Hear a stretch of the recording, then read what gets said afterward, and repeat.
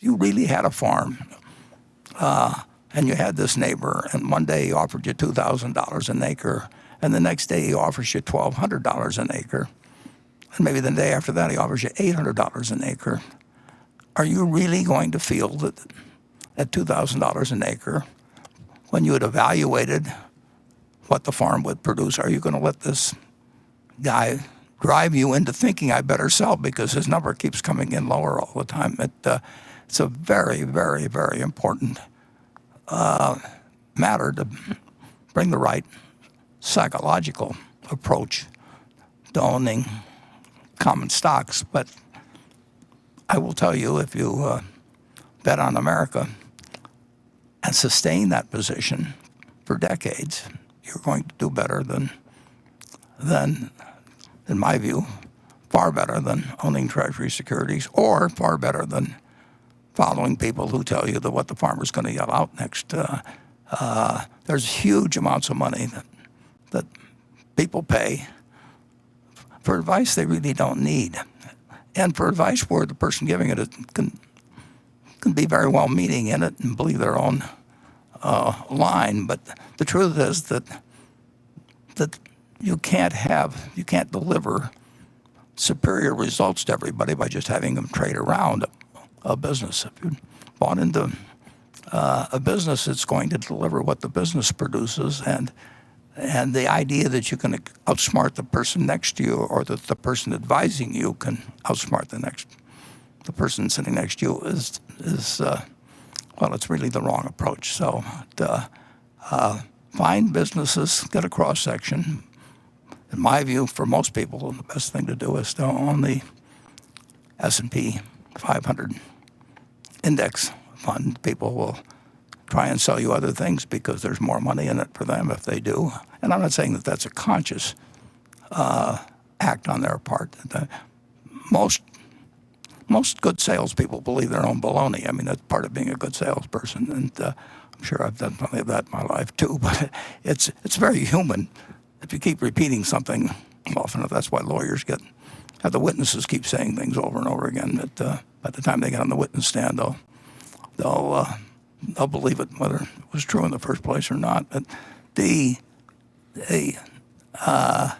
you are dealing with something fundamentally advantageous, in my view, in owning common stocks. I will bet on America the rest of my life, and I hope my successors at Berkshire do it. Now, we do it in two different ways. We do it by buying entire businesses, and we buy parts of businesses.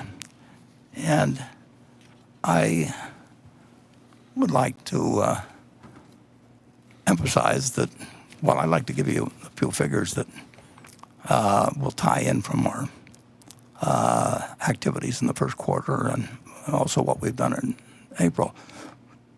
We are not right about, we do try to pick businesses that we think we understand. We don't buy the S&P 500. And we like to buy the entire businesses when we buy them. But we don't get a chance to do that very often. Most of the best businesses are not available for sale in their entirety. But we don't mind in the least buying partial interests in businesses. And we would rather own 6 or 7 or 8% of a wonderful company and regard it as a partnership interest, essentially, in that company. And that we get an opportunity to do that through marketable securities, and sometimes we get more opportunities than others. And with that, I hope I've convinced you to bet on America. I'm not saying that this is the right time to buy stocks. If you mean by right that they're going to go up instead of down, I don't know what they're going to go in the next day or week or month or year. But I hope I know enough to know, well, I think I can buy a cross-section and do fine over 20 or 30 years. And you may think that's kind of, for a guy 89, that's taking kind of an optimistic viewpoint. But I hope that really everybody would buy stocks with the idea that they're buying partnerships in businesses, and they wouldn't look at them as chips to move around. It's interesting if you think about, we'll take it to a broader point, but if you think of a 30-year government bond paying 3%, and you allow for, as an individual, paying some taxes on the 3% you'll receive, and you'll have the Federal Reserve Board saying that their objective is to have 2% inflation, you'll really see that that delayed gratification, if you own a long government bond, is that you get to go to Disneyland and ride the same number of rides 30 years from now that you would if you did it now. The low interest rates for people who invest in fixed dollar investments really mean that you really aren't going to eat steak later on if you eat hamburgers now, which is what I used to preach to my wife and children and anybody else that would listen many years ago. I don't necessarily think that for all families in all circumstances that saving money is necessarily the best thing to do in life. I mean, if you really tell your kids they can, whatever it may be, they never go to the movies or will never go to Disneyland or something of the sort, because if I save this money 30 years from now, we'll be able to stay a week instead of 2 days. I think there's a lot to be said for doing things that bring you and your family enjoyment rather than trying to save every dime. I advise delayed gratification is not necessarily an unqualified course of action under all circumstances.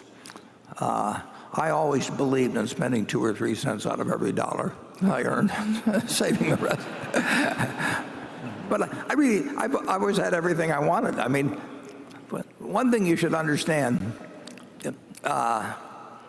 if you aren't happy having $50,000 or $100,000, you're not going to be happy if you have 50 million or 100 million. I mean, a certain amount of money does make you feel, and those feel around you feel better, just in terms of being more secure in some cases. But